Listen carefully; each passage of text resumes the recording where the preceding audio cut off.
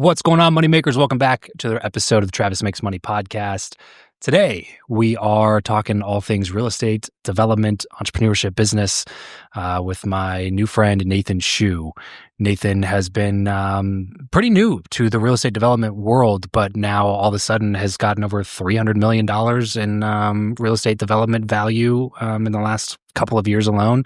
The property that we're sitting in right now is one of Nathan's properties. This is the first one that they took over and then renovated, and now it's on Airbnb. You can go check it out at the One Home Scottsdale, right? Just Google the One Home Scottsdale and yeah, find or it. theonehome.com. Thehomehome.com with the number one. With the number one. Yeah, thehomehome.com.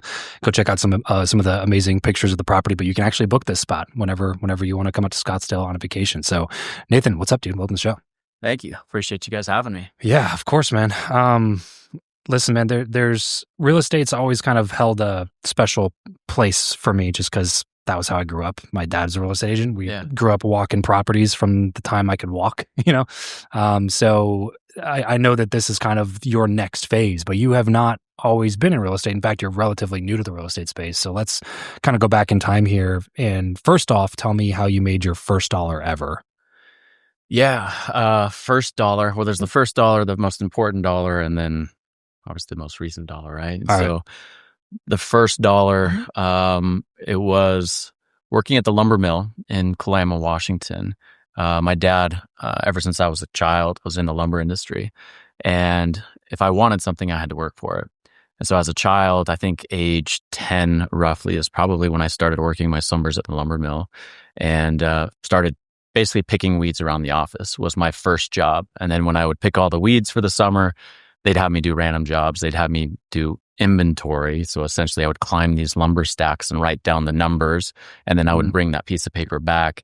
I don't think that they actually did anything with that. I think it was more like, stay busy. It's like at school, the kid, they go count all the lockers. Yeah. And so go do something that's not here. Yeah. Basically just keep busy. I know you're here all summer and you've already picked all the weeds, but that was my first dollar. And I'm so grateful for it because, being around the lumber mill and around that industry and around my father, during the summers, it was cool, but it also made me realize what I didn't want to do for the rest of my life. That's what I was going to ask you next. Like, what lessons did you take away from that first experience working that you feel like probably are still impacting you today? Yeah. So, like I said, I'm very grateful. My father, rather than just give me what I wanted, he made me work for it, right? And so, there's a lot of value in that. I learned the value of a dollar very, very quickly. And like I said, I also learned what I didn't want to do very quickly because every single summer from the age of 10, really until about the age of 17, my summers were spent at the lumber mill. And started from picking weeds to working in the dog ear shed, which is essentially you're loading in fence posts. It cuts out the fence posts and then you stack them up, and then going on after that, graduating to the green chain, which larger pieces of lumber, you're pulling them off a chain, you're stacking them up. And if you miss any of your assigned pieces of lumber, they start to stack up at the end of the chain. And if they stop the chain, well, everybody takes off their hard hats and they throw it at you. And it was me as essentially a kid at this time. And a lot of people that had some not so great criminal records because that's the only place you can work. You're always hiring and firing in lumber mills because you're going based off of production. And so good money. I mean, at that time, picking weeds didn't pay very much, but the green chain, I think it was paying $18 an hour at that time. And so that wasn't bad money. Yeah. It's interesting as a young person, I feel like it's a pretty formative experience to get in wherever the opportunity creates itself where you can start working and have that experience of just looking around and seeing the lives, like seeing your potential future in the eyes of people that you're working with on a daily basis can be a very powerful, transformative experience for a young person. Definitely what happened to me when I was doing door-to-door when I was like 22. Yeah. So I looked around and saw these like 56-year-old guys, and it's like, there's nothing wrong with the door-to-door space, and I have a ton of friends who are in it, and a bunch of people live in fantastic houses going door-to-door and doing sales. Yeah. But I looked at that and went like, I know it's not me. Yeah. And it was a powerful experience to make me go like, well, what else can I possibly do that would not end me up in this exact path? Exactly. And again, not to say that path is bad. It's just to say that like, I know that's not the path for me. Yeah. And it sounds like you had kind of a similar experience. Very similar. Again, I grew up in a small town, Kelso, Washington, about 10,000 people. and not a whole lot, plenty to do as a child out there, right? Playing in the forest. Sure. My playground was my back porch, 30 miles to Mount St. Helens. So I had the best childhood Wow. growing up. But like you said, looking out, seeing what people are doing in the area, you either have a mill job, a grocery store, a bank. Yeah. You're very limited on what the true potential is. Yeah. So again, not only working at the lumber mill, but seeing all of the other limited options that I had in Washington and Kelso, really was kind of transformative, and like, this is not going to be my forever home. Who do you think like the wealthiest people were in that community? The grocery store owners, there was a family that owned a number of the grocery stores, and then the automotive places. So whether selling cars or automotive repair, they had a little bit of a stronghold on that. So those two families were the families that were like, okay, those guys are doing something like right. Two families. Yeah. 10,000. Really? And that's like, that wasn't just in Kelso. That was actually combining Kelso and Longview, the town next to it. Really? Right. And so, it was a very, like I said, I'm so grateful for the way that I grew up, but certainly, it was also inspiration to get the heck out of there as quick as I could. So how did you do that? Yeah. So it's a bit of a journey. I don't know how in depth you want me to go, but let's start like right after high school. Did you end up going to college? Did you skip college and go to work? Well, to tell that story, I have to actually back up to, I guess, my senior year in high school. And so it was an interesting time in my life, right? Your senior year, you're kind of getting amped up, ready to pick college and start your own life, right? And it was my senior year in high school. And we had just finished up our new family home. So it was the same neighborhood that I grew up in my entire life. But we spent about 3 years. We bought the lot. We cleared the lot. We acted as our own GC on it. We moved in. We were living there for about a year. And then what happens? The neighborhood all of a sudden starts shifting. And what I mean by that is a slow-moving landslide. So our home... Like physically shifting. Basically, a scarp line started... It's not where I thought you were going with that. Yeah, no, a scarp line started opening up and slowly basically swallowing the homes and shifting the homes down the hill. And so everybody luckily was safe. They were able to get out, and most people were able to get their belongings out. But it was about 126 homes, including ours, that essentially were lost in this landslide. And that was my senior year in high school. It's called the Alder Crest landslide, if anybody wants to look it up. At the time, it was monetarily the largest landslide in U.S. history. You know, a couple blurps on CNN, but not really much because we're such a small town. Yeah. FEMA came in. They gave us 30 cents on the dollar, which my family, they put all of their retirement into the home. Yeah. They also put everything that they saved from my college fund into the home because real estate's a great investment, right? Nobody plans on a landslide happening. And only one family out of the 126 families had landslide insurance. And so that was a complete reset for our life. And so, you know, I had plans on going to college, out of state, you know, doing some fun things, but then all of a sudden this shift in life happened. And so I'm sitting there trying to figure out what the heck I'm going to do next. And so I toyed around, went to JC colleges a little bit. My mom, she's the greatest person in the world. She was like, well, I think we can get some grants because of the financial situation that we're in, right? We lost literally everything. Yeah, pretty much a black swan event. Yeah. Decimated your family's net worth. Yeah, it was challenging for all of us. But she was able to work some angles. She got me some grants, and she's like, well, where do you want to go? I was like, well, Australia. And so I ended up doing a study abroad to Australia through Washington State University. I was supposed to be there for 6 months. I ended up out there for about a couple of years. Oh, nice. And so I went out there after 6 months was over. I was homesick for the first 3 months, and then the next 3, I fell in love with it. And I got a job bartending under the table, helped open up the hottest nightclub on the Gold Coast, paid for my school, paid for my lifestyle out there. And it was just such a transformative experience going from a small town of 10,000 people to literally the furthest you could be away. You know, at the time, I think LA. I was going to say, literally LA. Different, like in terms of a time zone, it probably is like the most opposite you could be. Yeah. Because like even like once you get to New Zealand, it's almost lined up again, you know, where 'cause I think New Zealand's like 22 hours ahead of us or something like that. So it's almost like more, you know what I mean? Like Australia's like 16 or something like that. It's a wild difference. And one of the longest flights direct flights you could get on at the time. It's a bummer of a flight. And so it was, little to no culture shock, obviously. Like they've got better slang than we have, some better food and some not great, like Vegemite, but just being out there was just amazing, right? It opened up my eyes to an entire world, which I think was probably one of the most important times in my life. Because again, coming from a small town, limited on the ability to grow, especially in entrepreneurship, and then all of a sudden jumping ship. I didn't even have a cell phone. I lived out of a suitcase for the first year and a half essentially, and you'd have to buy the minutes for the phone. Sure. And so I was out there on my own. And then, bartending out there. And then finally, after you're done with school, then you kind of get the boot. You can't just stay. And so I had to kind of make some choices. And the only other place outside of Kelso Longview that I'd really spent any time was Scottsdale, because I had some friends wealthy family in our town. They moved down to Scottsdale, which is where we are now, in junior high. And so they said, hey, why don't you come check out Scottsdale, see if you like it. And so I decided to move down here. There's a lot more opportunity here than in my town in Kelso. Do you think that was something that you just knew to be true, that you had to go where opportunity was, or did somebody kind of urge you in that direction? I think it was just my father forcing me to, work in that environment, and me realizing what I didn't want to do, and then looking around and saying, well, I'm pretty limited here. Yeah, right? I know it's not here. Yeah. I don't know exactly where it is, but it's definitely not. Yeah, I had no idea. And just not traveling much as a kid and not going out and exploring much. It's just I barely would drive 45 minutes to Portland, and I'd only been to Seattle probably a few times, right? Yeah. So that jump to Scottsdale was like, this was a big city to me. Sure. And again, transformative, right? So I came here and quickly kind of asked myself, okay, Nate, well, what are you going to do now? Yeah.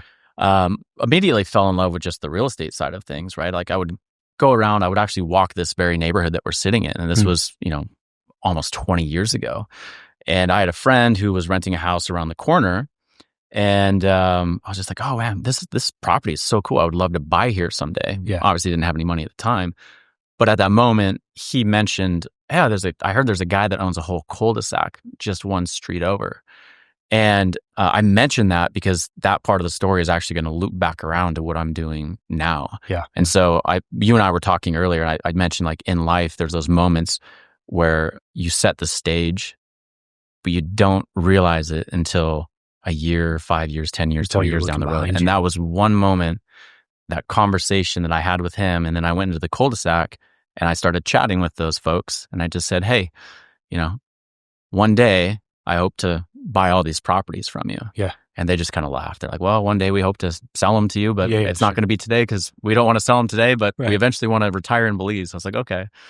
So that was cool. And this was kind of like before Scottsdale became Scottsdale, right? Yeah. I mean, it was certainly cool. It was vibing, but it wasn't anywhere what it is today. But, then again, I didn't jump into real estate at that point at all. Just didn't feel right. And in fact, I was actually kind of scared of real estate at the time because the family loss of the home, right? I was kind of afraid to purchase anything because I didn't know any better. A little PTSD. Yeah. So I jumped back into bartending because it was easy money. And then, my dad was like, well, you need a career. And I was like, okay, well, I'll become a financial advisor. So I went and got my licensing, became a financial advisor and a bartender, which actually surprisingly worked well. Picked up a handful of clients through that. And then quickly realized I really don't like being a financial advisor. And so I find myself asking myself again, I was like, okay, Nate, you don't like this. You're not happy. Bartending is kind of fun. You're making some decent money, but the financial advising thing is just it's not speaking to me. Yeah. So it's like, what next? Well, then I asked myself, I'm like, okay, well, what does your best client do for work? Who's a payment processor. So merchant processing. And so I'm like, okay, well, just go talk to Dean. And so I went and talked to Dean, my client who owned the payment processing company. I just said, hey, is there anything I can do to help you make more money? He's like, yeah, actually, we've got some opportunities, but we need some banking relationships. And I haven't had the time or the person to go and find those banking relationships.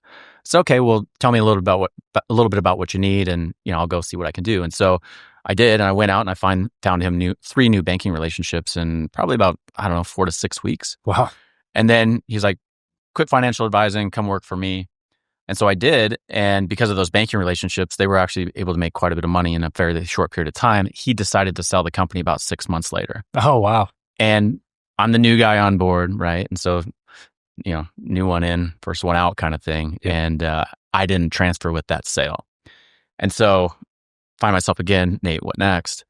I'm like, well, built those banking relationships so quickly. So why not start your own payment processing company? Yeah. So I went to Dean. I said, hey, I don't have a non-compete. I was barely here. I won't go after any of the same clients or clientele or types of clients that you have in your portfolio.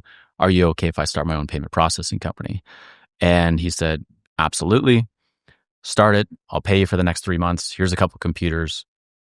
Have at it. Let me know if you need anything. And so myself and my business partner, Dustin, at the time, started our payment processing company. And quickly, before we knew it, we were making great money. I mean, I'm late 20s at that point and starting to clear 6 figures a month. Wow. And so it was great. It took off. Yeah, it really took off. And it took zero capital. I guess I would have had to buy a computer, but sure, Dean gave me his. So that was a good start. And that really took off. And so that was amazing. So real quick, there's a couple of parts of the story that I think are really interesting. Yeah.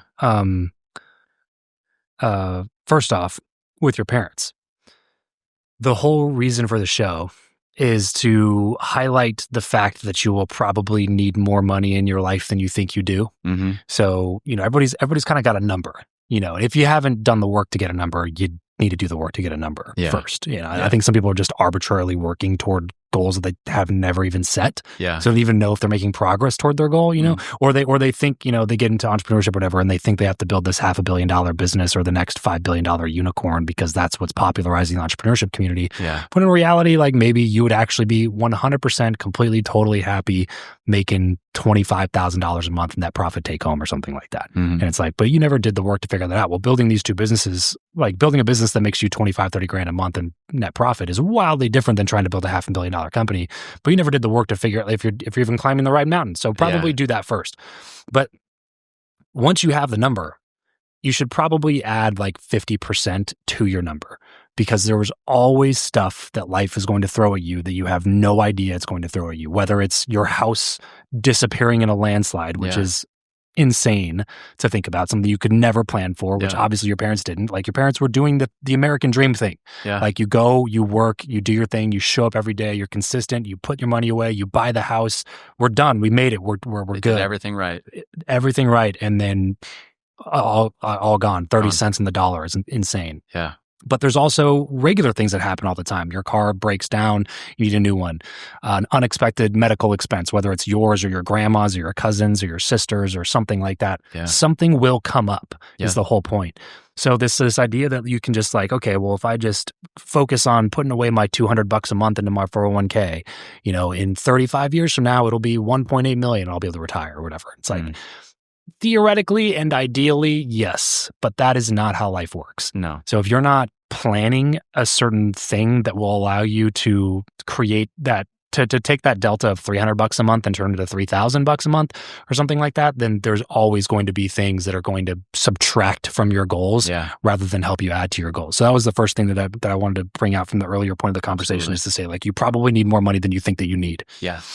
The second thing that you said there that I don't want to skip over because it's super, super valuable and very important is that you knew the guy, Dean, you said his name was, who could potentially have an opportunity for you to make money. But what you didn't do is go to him and say, hey, pay me and like give me something. Like, what can I get from you? Yeah. You went to him and said, what do you need that I could potentially help bring to the table? Yeah. And he said something, and then you went and did that thing. Like, you will never get paid because you think you deserve to get paid. You will only ever get paid based on the value that you can provide to the marketplace or to a relationship that you have. Yeah. And that like one mindset shift is something that I don't think a lot of people ever really understand. They just think that like, well, I have X number of years of experience in this thing, or I earned a bachelor's degree or a master's degree in this thing. Therefore, the market rate goes for this, and that's what you should be paying me. And it's like, that is not how it works. Yeah. You have to provide value for something, whether it's as an employee to a business owner or to a business, you're providing value to them that allows them to make more money, make more sales, increase profit margins. That's what you're getting paid for. Or that thing is you're starting your own business and the value is, what value can I bring to the marketplace? What value can I bring to the customer? It's always a relationship that's based on the value that you can provide, not based on your ability to like put in man hours, if that makes sense. Yeah. So there's a couple of quick things that I wanted to point out there. And then you took that and then the company sold, which is another big point where a lot of people would be like, oh man, I got screwed again. I'm doing the right things and I put myself in a position to succeed. And then everything was going according to plan. And then this person sold the company out from under me, and like, what a douche. And like, you can vilify that person, be mad at that person. Yeah. But instead of doing that, you go, hey, good for you, Dean. I know you built this company and you exited and you got a good little paycheck. That's awesome for you. But also, I'm out on the streets here. I want to do this thing. Is there any way that like that would be possible to get some advice or mentorship or something from you? And he's like, yeah, 100%, man. Here's some computers. Let me know what I can do for you. Yeah. And then you went and built the thing. Like, I guess the whole point is, man, is like nobody's coming to save you. You know what I mean? Nobody's just going to show up on your doorstep and give you the opportunity that you've been waiting for. You're going to have to go out and figure out what that thing is and get your hands dirty and touch a lot of things, try a lot of things. We're like a decade into your adulthood into the story now. Yeah. You've been from a small town over to Australia, over to Scottsdale. You've been bartending. You've been doing financial services. You've been doing payment processing. You've been working for them, starting your own thing here, starting your own thing there. And then finally one thing, you know what I mean? Yeah. Like, you step up to the plate this time and you hit a home run, and it allows you the freedom to be able to go like, okay, now what do we do? Yeah. And like that one piece is so valuable. Yeah. And congrats to you for putting in the work to make that happen. I'm so grateful for it. Right. Like just things aligned, the right opportunities were presented to me. I reacted, I guess, in the right way. Actually, you mentioned a couple of things I guess I never sat back and considered it, but yeah, you're right. I didn't go to Dean and say, hey, I need a job, or hey, I need to make this much. It was it was, how can I help you make more money? Yes. And again, he gave me that direction, and I'm so forever indebted and grateful for that man, for that moment. The old Zig Ziglar thing, man. You help enough people get what they want, you can have anything that you want. Yeah. And it's just that most people have it backwards. It's they want first. Yep. And if you come to the table with I want first, then that's how you get stuck, demanding that minimum wage be raised another $5 an hour because you feel like you deserve to get paid more for this thing that 10 million other people could come in and do tomorrow without batting an eye. It's like you do not deserve to get paid what you want to get paid. Like, life does not owe you your dream life. You have to go build it. Yeah. And that's based on a relationship of value. Always comes down to value. I agree. Well said. So immediately see some success with the payment processing. Yeah. Was that, in your mind, was this like, I figured it out, like this is the holy grail, I'm going to do this forever? At the time, it's exciting, right? Like growing a business, a brand, building a team. I mean, it's really exciting, right? We ramped up. We had hundreds of sales agents, some direct employees, some 1099. And so at the time, sorry, really quick before you go into that answer, I know I'm cutting you off answering my own question, but break down the payment processing business for somebody listening that's like, okay, I've heard people talk about merchant processing, payment processing. What does that mean? How do you make money doing that? Yeah. I mean, I'll give you kind of the high level, right? So, between you and the acquiring bank, or I should say there's MasterCard, Visa, Amex, Discover, the most people are familiar with those, right? And then there's the acquiring bank that's attached to them. And then in front of that, there's typically an ISO. And then off of the ISO, then there's typically kind of sub-ISOs or other processors that are reselling the business, right? And so every single person in that transaction flow gets a piece of every single swipe of the card, right? And so we focused on what was more considered a little bit more like moderate risk type of businesses, right? So we would do anything from like coaching, right? So, masterminds, cruise lines, airlines, and all of these things that just due to the nature of the business had a higher potential for chargebacks. Yeah. And because of that, we were able to charge a little bit more than a mom and pop shop to where, people are coming and swiping a card, grabbing a coffee, because you're not typically going to charge back your coffee or your sandwich. They're going to give you a new coffee if the first coffee wasn't right. So these people, like as a business owner, you own a coffee shop, somebody comes into your establishment, they swipe their credit card, you might be paying your merchant processor 2%, 2.5% or something like that on the transaction? If it was 2 or 2.5%, keep in mind, I've been out of the business for 4 years because I sold it, right? And so things have changed a little bit in regards to the interchange schedule.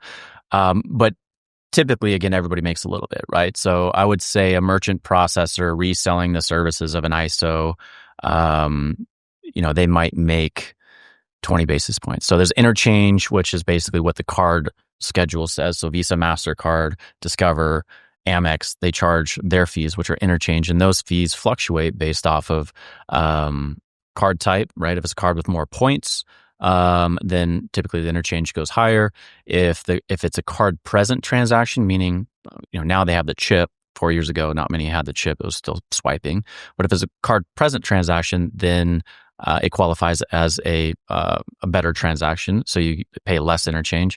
If it's a card not present, meaning you're buying something online, so you don't have somebody physically there presenting the card, it presents more risk because there could be a chargeback because that card could be stolen or various different things, right? And so they charge higher interchange for that. But again, everybody in the line makes a little bit of basis points. So if somebody was, if I was a merchant processor and I was selling to a restaurant or a coffee shop, you're lucky to make 20 to 40 basis points on that typically. And there's a lot of people. It can be a pretty rough industry. There can be a lot of hidden fees. Sure. But because we were working with more moderate risk, typically card not present, we would come out with flat rates. So the interchange schedule fluctuates, but we might charge, for instance, 3.5% flat, 4% flat. But we are also making 4 or 5, 6 times more than a lot of these smaller mom and pop shop types of transactions. And so, the order value is significantly higher. Yeah. Oh my gosh. Yeah. The ticket. Is paying much 20 higher, grand right? for coaching instead of $250 for a coffee. Yeah. You're absolutely right. And so we were doing, anywhere from low to super high ticket items. Yeah. And there's a lot more underwriting that has to go into that. There's a lot of back end things that you need to do in regards to, we'd put everything through our gateway so we could manage, see the flow, see the transactions. If people got in trouble with chargebacks, then we would work with them on putting together a mitigation plan for their chargebacks. Every bank we worked with knew that we would go through all those processes, so they felt more comfortable. And we would also offer more money to the banks as well. Gotcha. And so, our number one goal was, these businesses that had great business plans, but were in an environment that could potentially result in, chargebacks, but then work with them on how do we improve your business so you don't get those chargebacks. Obviously refunding is an easy one, right? Mm-hmm. If you create a flow of relationship between you as the merchant and the client, and they're able to call your customer service, get a hold of somebody, sure, maybe try to partial refund first, but if they're going to charge back, 99% of the time, you're probably going to lose that dispute, right? You can dispute it and say, well, I don't believe this should be a chargeback because of this, but most of the time you're going to lose it. And to be honest, if you hit a certain chargeback threshold, then Visa, MasterCard, then you get on their radar and it's just not somewhere where you want to be. Because then you're going to have to go to a different merchant processor that's a high-risk processor. And this is when they start holding your funds, or they're not going to pay you out. And there's all sorts of things. Yeah. And so we've done reserves with some clients, and that's based off of, like, for instance, cruise lines. Like, cruise lines book out well in advance, right? Something could happen, a storm. I mean, many different things could happen. And even while the cruise line is out there, again, things can happen. And so we would hold a certain percentage back, and then we would release that. Or typically it'd be kind of like a 6-month rolling reserve. Okay. So, yeah. So there's so many different merchant processors out there, and they kind of all have their various different methods. But the more moderate to high risk side of things, they tend to kind of follow the same strategy. At least they did 4 years ago. Sure. Yeah. So you ran this business then through the roof. Like, this was like the main thing. I'm going to retire off of this. This is what I'm going to do. Yeah. In the very beginning, it was exciting. It was fun to grow. Sure. But then as a lot of entrepreneurs probably relate to this, is over time, it starts to become a little boring and a little mundane.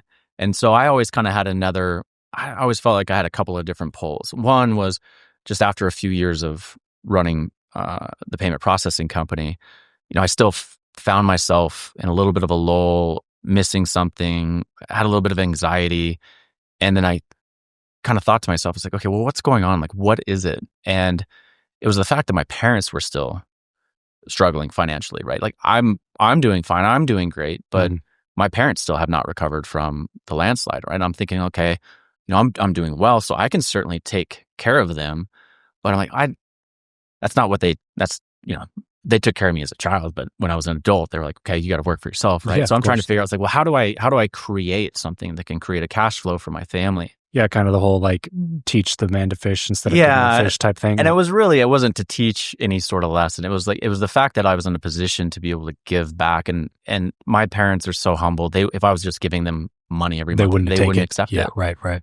And so I came up with this idea of, okay, my dad had sold lumber for as long as I can remember, always, in the lumber mills. And at the time, my mom was a part-time teacher. My dad, unfortunately, had transitioned jobs, and he was kind of doing this lumber brokering stuff for another brokerage. And he was making about 25% of the profit on every single deal, which just was not paying out much. I mean, I can't say for certain how much my parents were making at the time, but it wasn't very much. Yeah. And so I came up with this idea of like, okay, well, Nate, you've got all this money that you've kind of stacked away. I haven't really invested it into anything because I was just so busy growing the payment processing company. Yeah. So I went to my dad and I just said, hey, what if we start a lumber brokerage firm ourselves? It's what you're doing. I'll handle all of the back end processes. I will personally finance everything. I'll handle all of the invoicing. All you have to do is pick up the same phone that you've been calling out on. The thing you know to do. Yeah. And the only thing different, basically smile and dial, right? The only thing different is the company name and the email. And we're going to call it Lumber One Services. And took him a little bit, but he jumped on it. And then we launched Lumber One Services. And the cool thing is, fast forward, gosh, I don't know, 2 or 3 years from there, we had the payment processing company as well as Lumber One Services, both Inc. 500, Inc. 5000, the same 6 years in a row. So 12 times overall. Our greatest month during that span of Inc. 500, Inc. 5000, my dad ramped the company up to $36 million in sales, almost by himself. Wow. Yeah. Good for him. Yeah. Crushed it. Savage. It's So, crazy amazing. to have that type of stamina. Yeah. For somebody who'd been doing it for as long as he'd been doing it, to like keep doing it with that type of energy, to have that type of sales volume is insane. It's cool. And I thought he'd get worn out on it, but it's kind of his life. These guys, it's a good old boys industry. Mm-hmm. And so they're all best friends. They know about each other's lives and kids. This is not like something like some city boy at Harvard MBA can just jump into the industry and be welcomed with open arms type of a thing. Oh, no. Yeah. No, they'd probably get kicked to the curb, to be honest. Yeah. This is a good old boys industry. I mean, I had to fight my dad over the fact that I said, we're not going to fax invoices. And he was like, nobody's going to work with us if you don't fax the invoices. I'm like, there are processes. I go, let me talk to whoever's handling, the invoices and their accounts receivables. And so we set up, obviously, so everybody gets emailed their invoices, and then click a link and they can see all the invoices. And then I can see that they've seen the invoice, and they can see, how, if they're, behind on payments and all these things. And my dad thought it was just that we were going to fail just because of that. Yeah. And so that was kind of funny, but no, it's done really well. And it's really cool to see the family do well. And we get to go on all these cool family vacations that are really business meetings. I mean, me and my older brother works for me too. Oh, cool. And he's done a fantastic job of, as my dad gets older and older and doesn't want to manage other lumber brokers, my brother's come on, and we've hired on some other brokers and everything as well. So that's awesome, dude. It's been cool. Yeah, it's been great. Yeah, that's the cool thing about entrepreneurship, man, is like if you can figure out how to operate the business, you can do it again and again with different types of businesses. Yeah. Like the skill of operating the business is a skill set by itself. It's not just like, I know how to, I'm a plumber and I know how to fix pipes and that's all I can do. And it's like, okay, we're probably going to be in the plumbing business forever. Yeah. But if like you operate the business, then you can go to lumber services or payment processing or now real estate development and just apply the same principles just to this different business model and figure out the different levers to pull with this particular business, which now you've done in the real estate development world, right? Yeah, the real estate development world. I mean, even the automotive lifestyle world. And so like, we've kind of done it. And was that one more like a fun, like side project? I don't care if this makes money type of a thing, or? It was, that was a passion project for sure. So I was running. That's Wild Garage. WYLD. So what you love doing, what you love driving. And so I found myself running Lumber One Services and the payment processing company, along with my business partner on the payment processing company. But basically just my days and evenings, right? Like nothing was shutting off, and I was so bored.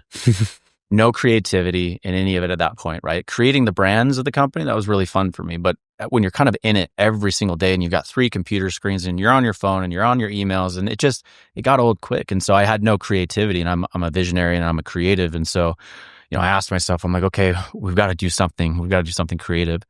And so I told myself, like, okay, so find something, basically find what you love doing. And so that was the whole kind of purpose behind the name Wild, WYLD, what you love doing, what you love driving. And so we built out really cool cafe racer motorcycles and other vintage vehicles. And quickly we became really well known around the world for our design. And, we have clients such as, Ben Affleck, Ana de Armas, Zach Braff. And then oddly enough, a lot of architects really loved our designs. So we'd sold to a handful of architects and have a bunch of architects that follow our page. And I've talked to quite a few. And so again, I mentioned earlier, like setting the stage.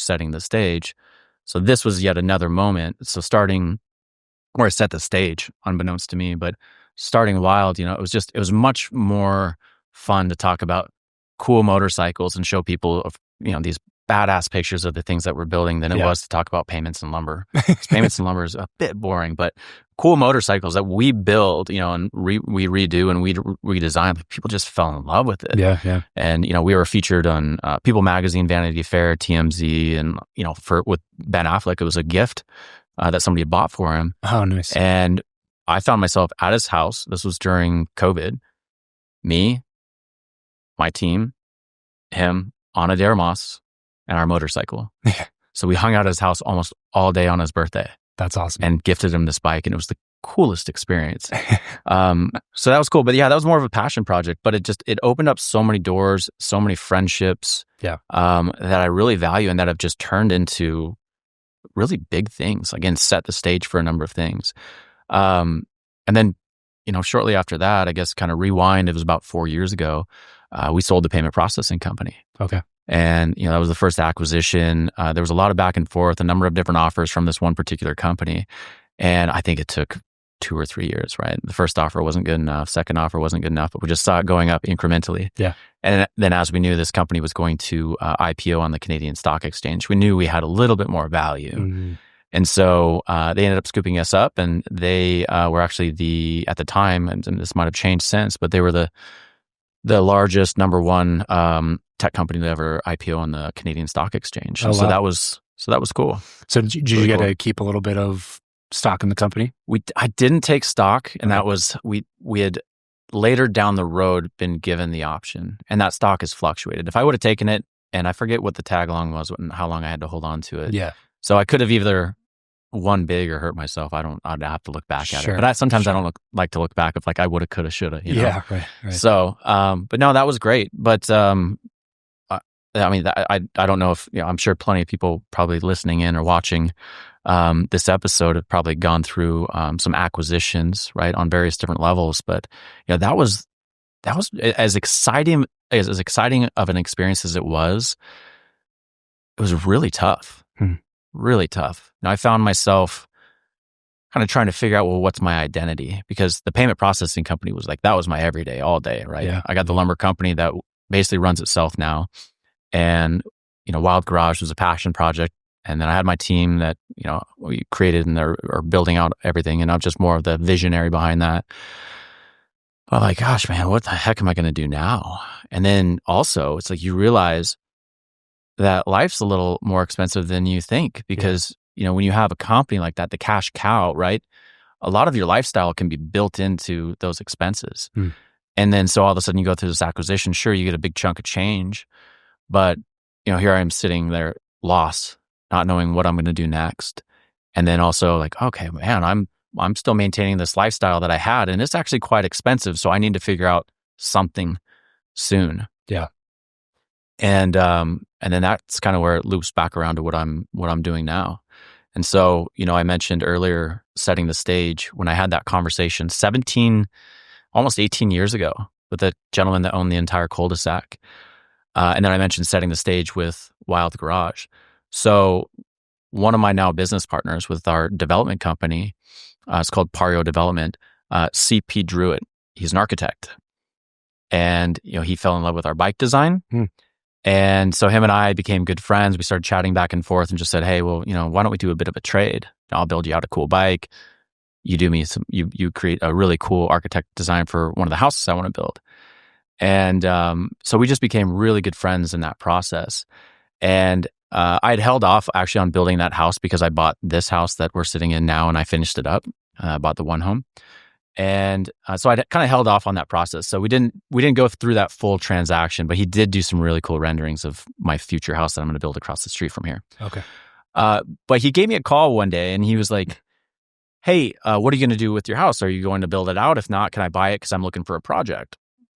I said, no, I'm still planning on moving forward with those plans. You did too good of a job. I can't not build it out, right? And CP Druitt, he owns Druitt Works, which is, he's the number one architect here in Arizona, arguably in the region, Oh, and wow. one of the top in the nation. So Yeah. just incredible visionary.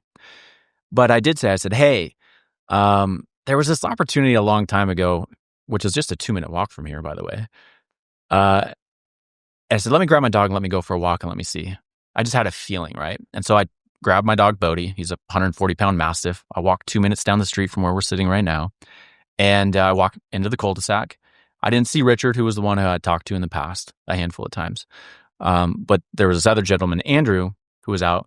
I was walking my dog, and then he commented on the dog because he's just a beast, right? Yeah. He's a cool dog.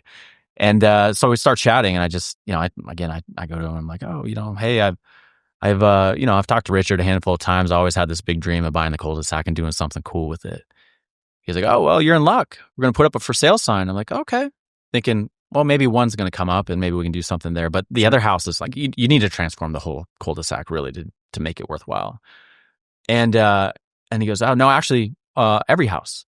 I go, you guys are going to sell the whole cul-de-sac? He goes, yeah. I said, hold that thought.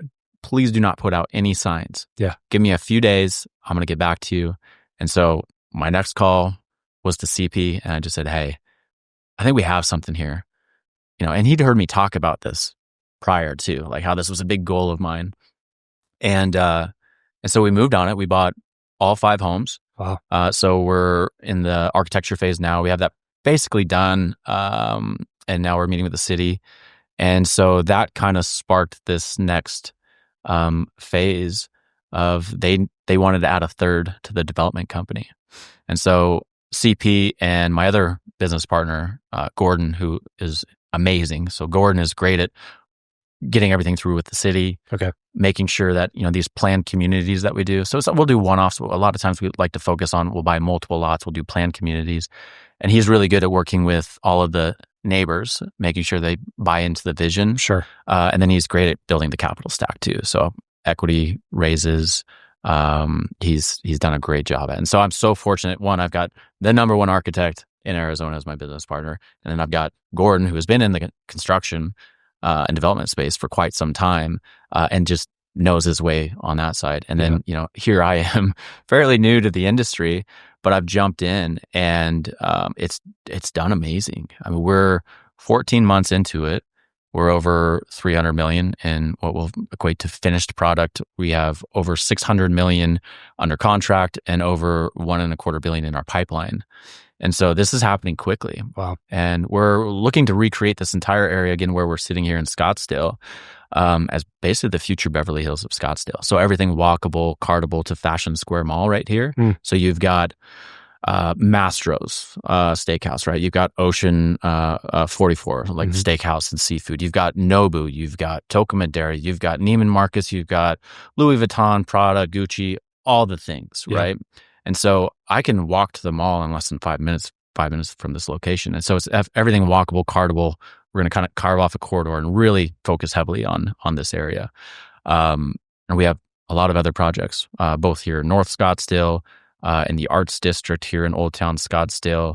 A really cool project out in Tennessee we're hoping to close this month. Oh, wow. We haven't gotten the check yet, so that opportunity is still available. But it's really just taken off. Yeah. And then yet again, that as it happens, right? Like that's actually opened up another opportunity for another company that we started. And so that's called Flow BTC, FLOBTC.com. So financial lending organization for Bitcoin. And so, we spend so much of our time raising capital for our projects because we get so many deals. We get so many first looks at these properties because everybody knows CP. Sure. And we spend so much time raising capital. And I got into Bitcoin fairly early. I have a decent amount, not great. I mean, some people have, hundreds and hundreds of millions. It's just insane, right? But I still feel like I do pretty good. And I didn't want to sell my Bitcoin. And so I've always been trying to figure out, because I want to create a taxable event, right? So I've always been trying to figure out, well, like, how do I create some cash flow with it? And I was talking to Gordon, and Gordon was kind of looking into something similar. And so we started Flow BTC. And so what we're able to do with Flow BTC is we can take anybody who owns Bitcoin, such as myself. We have financial lenders that will lend on Bitcoin as an asset, and we'll lend up to 40% LTV. And then we'll take that capital and we'll deploy it into our projects with Pario. And then we'll pay back 10 to 20% on that LTV. And so the Bitcoin is never sold. So it's not taxed, right? We're just lending against the asset. And so it automatically creates a way for a lot of these people that have either a ton of Bitcoin or there's people that are Bitcoin rich. Now we're paying back 10 to 20%. So for easy math, if you had 2 million in Bitcoin and you deployed it through flowbtc.com, and then we would lend $1 million on it. We deploy that $1 million into our Pario projects. They're typically anywhere from 24 to 36 months, and we're paying back 10 to 20% annually. And so your 2 million in Bitcoin that we're taking $1 million loan on is bringing you in $100,000, $200,000 a year. Yeah. And you still get to ride the wave of Bitcoin. Yeah. You know, you can ride it all the way to the moon when it goes there. You know, we all hope it does, right? Sure. And so it's just another unique way. Yeah, exactly. It's just another unique way to for us to raise capital on our projects. Yeah. And we're just getting ready to launch that. But I'm really excited about that one because it's the newest, greatest asset, which is, you know, cryptocurrency, Bitcoin in particular. And it's backed by historically the greatest asset in the world, which is land and real estate, minus if you lived in Kelso and had a home up in Aldercrest in minus Black 2000. Swans. Yeah, so we're really excited about it. I'll be deploying a lot of my Bitcoin into this. Yeah. We're just lining up. We've got 2 financial lending institutions, one we're closing on and then looking to add another. There's a cost of capital. We, as in Flow, BTC, and Pario, cover that cost of capital. Oh, nice. And so there is interest that needs to be paid. We cover that interest. So it's literally no risk. 2 million in Bitcoin. You take $1 million loan. You're not paying any interest on it. Yeah. You're only getting the return on it, which is again 10 to 20%. Yeah, helps mitigate even more of the risk. Anyway. Yeah. And again, it's backed by real estate. And our real estate is always increasing in value because we'll buy raw land, we'll bring it in through entitlement, and then we start building, right? We go vertical. Well, and you're building for people who are much less affected by macroeconomic trends. Yeah. You know, you're not like the people that are buying these properties aren't worried about the interest rate going from 3% to 6%. They're just they're playing a different game. They've typically got cash to do whatever they want with. And so we're strictly luxury and ultra luxury products. Yeah. Dude, this has been an awesome conversation, Nathan. I appreciate you taking the time to share a little bit, come on the show. Where can people go to kind of get more from you and learn more about these projects? Yeah, so a combination of things, right? I've got a number of companies, but I would recommend definitely anybody that's interested in on the development side of things.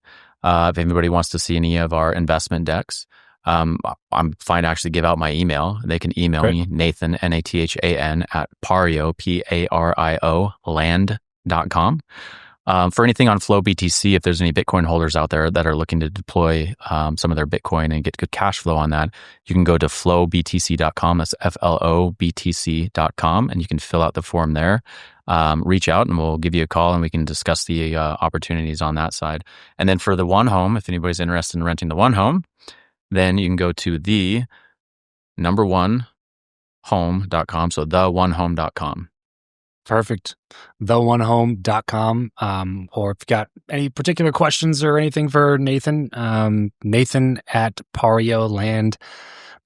And feel free to give me a follow on Instagram as well. That never hurts, right? So never hurts. Niz James, N-I-Z James. And at NIZ James on Instagram. Perfect. Awesome, man. Dude, thanks so much for doing this. And thanks for letting us use the spot for a little bit. This has been awesome. Yes, sir. Cool. Everybody else listening, remember, money only solves your money problems, but it's a little bit easier to solve the rest of your problems if you got some money in the bank. So let's solve that problem first here on the Travis Makes Money podcast. Catch you guys next time. Thanks for tuning in. Peace out.